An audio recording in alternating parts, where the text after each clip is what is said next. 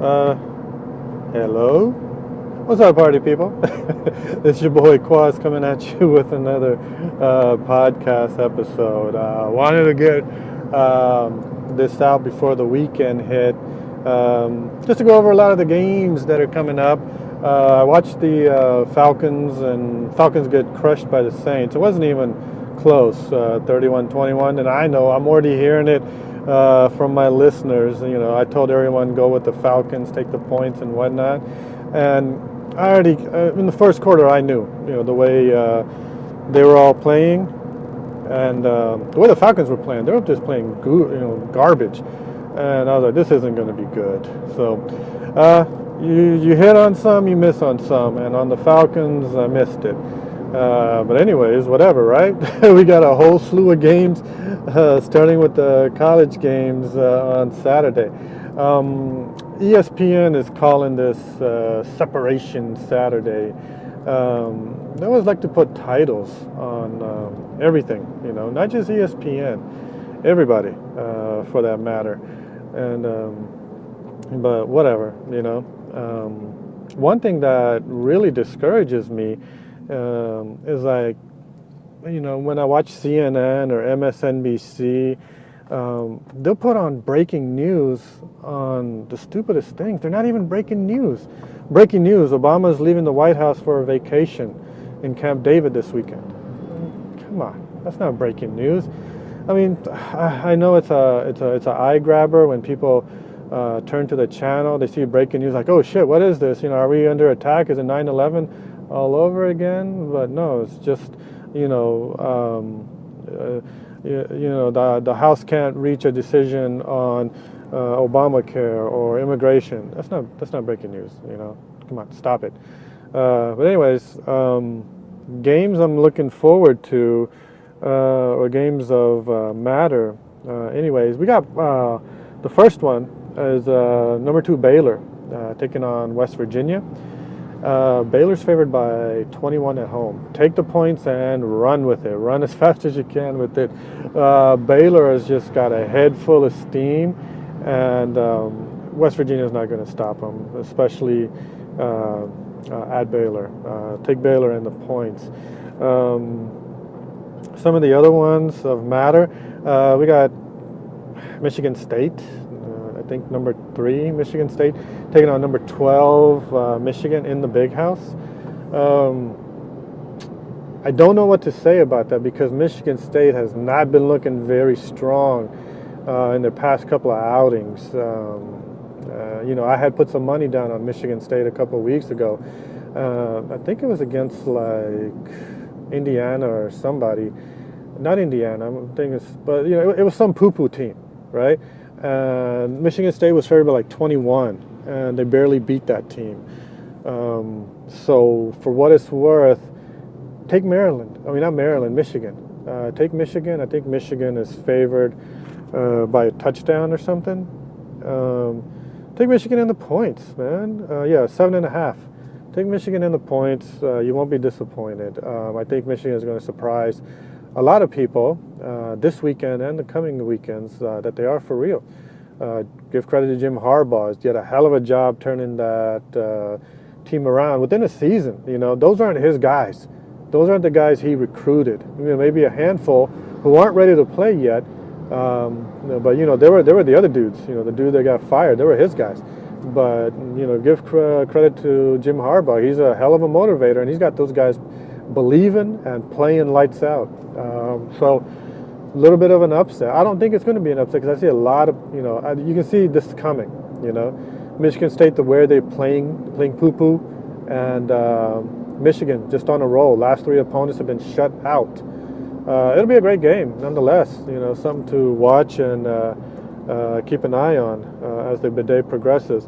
Now you got the classic rivalry, Virginia Tech, underdogs to the Miami Hurricanes by 4. Off the top of my head, I say go with Miami. Virginia Tech has been playing garbage, and they can't even settle on a quarterback. They don't know who to go with. I say go with take Miami and the points at home, though I think it's going to be a low-scoring affair. I always like that word, low-scoring affair. For some reason that thing just trips me out. That word. A couple of other games that pop out to me. That if I was a betting man, I'd put money on, but I'm not a betting man. But I'm just going to give you my picks. Clemson at home against Boston College. Number 5 Clemson's, they're like 15.5. Take that, take the points and run with it. Run with it as fast as you can. Again, for what it's worth. Clemson, they're not going to be denied. Not this week. Maybe later on when they play someone of value or of matter. TCU, number 3 against Iowa State, 20.5 points. That's 0.5 points. Take it. Iowa State's the Cyclones. They're not that good. Then the big game that I'm looking forward to. And yes, I know a lot of people, a lot of listeners are already giving me grief, sending in their emails. They're saying, hey, your Gators are playing in Louisiana, not at the Swamp. Look, I'm not a professional at this. This is a little rinky-dink podcast that I do just to sound off my thoughts and what I think. I don't know the details. I don't have professionals who have assistants feeding them information. I don't have a teleprompter. I don't even have notes, goddammit. All I have is what I have in front of me. So supposedly, crap, I almost had an accident. See what you guys are making me do?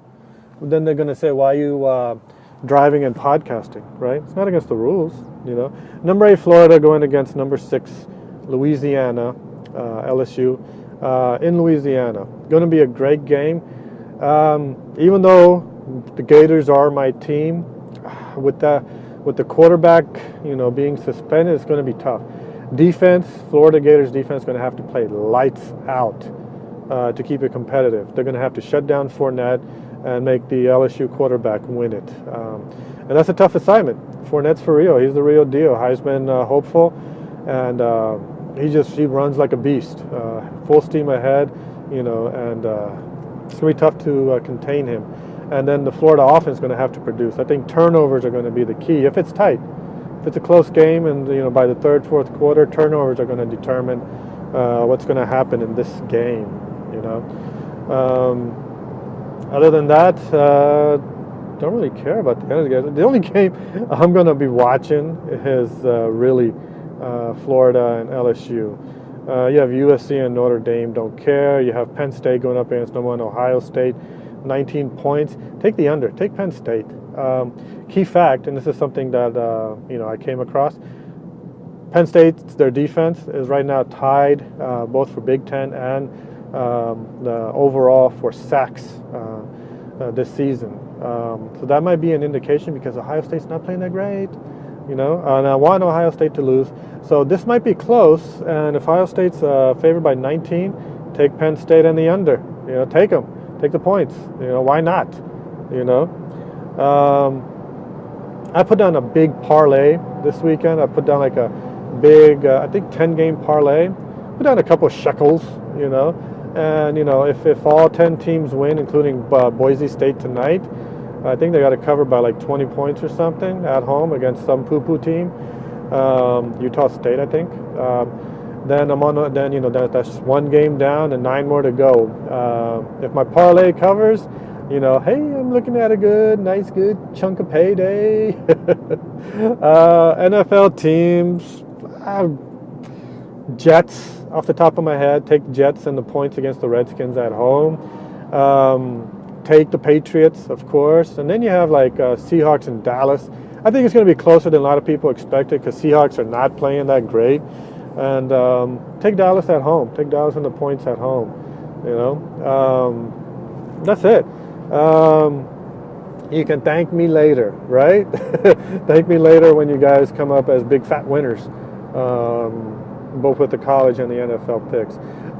If I lose my parlay game, I'm going to try and scramble on Sunday morning, try and put some money down on some individual games, try and recoup my losses, right? Because I lost on Atlanta, right? And now I got this parlay going on tomorrow. And now, if I lose out on the parlay, I gotta scramble and recoup I'm going to be in scramble mode Sunday morning, trying to pick some big fat winners.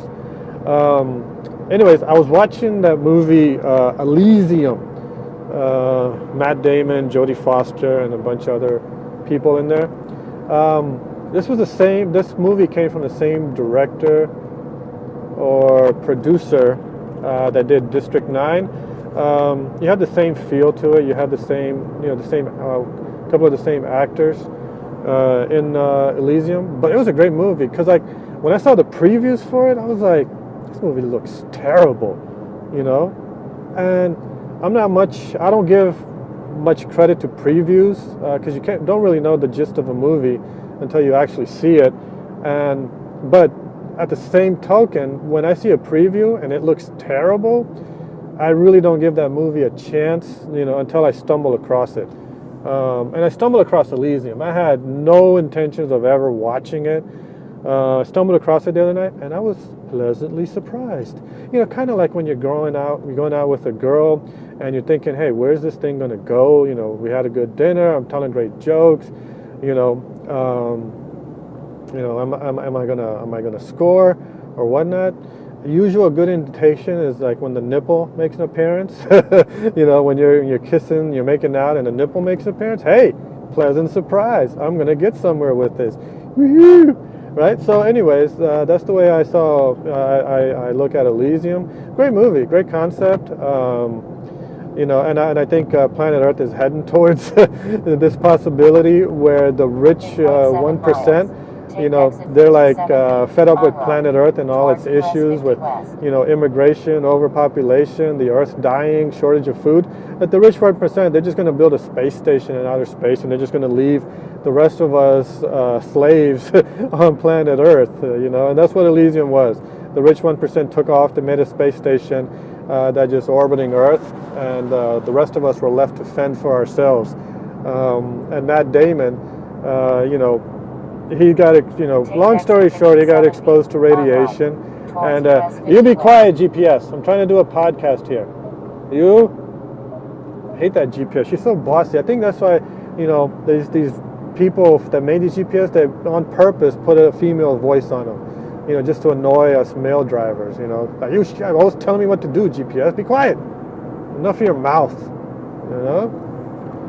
Anyways, check out Elysium. I was pleasantly surprised. I give it 3.5, just because there was some slow moments and some of the storylines that they try to feed into, like Matt Damon's love interest, Jodie Foster, and she's kind of like Secretary of Defense on this space station, and she's trying to jerk the power out of the president's control, trying to do a coup d'etat and whatnot.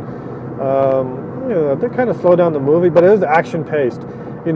For me, a movie is good if it has, number one, explosions, number two, robots, and number three,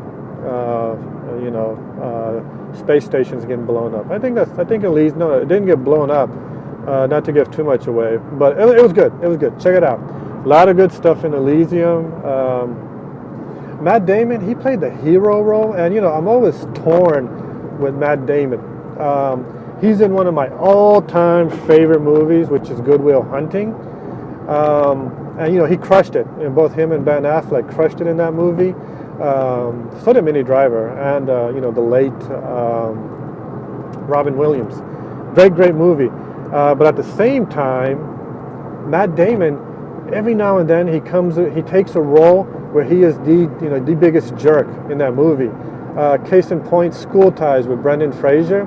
Matt Damon plays like a white racist against Brendan Fraser's, Jew character, and he came off as real shitty, real jerky in that movie, And then also, what was the other movie where Matt Damon was? Oh yeah, Interstellar. More recently, Matt Damon played the turncoat astronaut who suckers the other astronauts to come rescue him. He betrays them. So every now and then, Matt Damon, and even Linus in Ocean's 12, he kind of plays that character on the fringe. He's not really in the inner circle, so he does stuff to piss off the group and whatnot. So he comes, what? I kind of, I had that perception like I don't really like Matt Damon because he played in these jerky moves, especially school times where when I watched it, I was young and impressionable, and I was like, man, this guy's a jerk, right? But then he plays these roles that, you know, really redeems himself. Good Will Hunting, Born Identity, and etc. Green Zone, and now Elysium. So I'm kind of like 50-50 on Matt Damon, right? So take it for what it's worth. Go check out Elysium. I liked it. You know, it kept me interested throughout the movie. I even DVR'd it so I can watch it again later, you know, a couple 100 million times. So take it for what it's worth. I liked it, you know. So take my picks. I got you set for your football weekend. Take my movie picks, Elysium. You know, go rent it, go DVR it, go stream it, whatnot. That's it for now, because I really want to end this podcast because I don't want to podcast and drive at the same time. A lot of people, you gave me static for the other podcast. Man, you shouldn't be driving and podcasting. What? You'll get into an accident one day. All right, I hear you guys.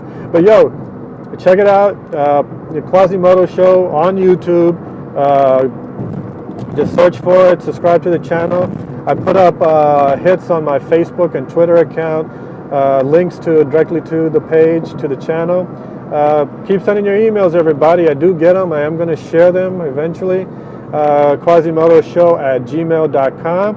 And with that, peace to everyone. Have a good weekend. I'll see y'all next time.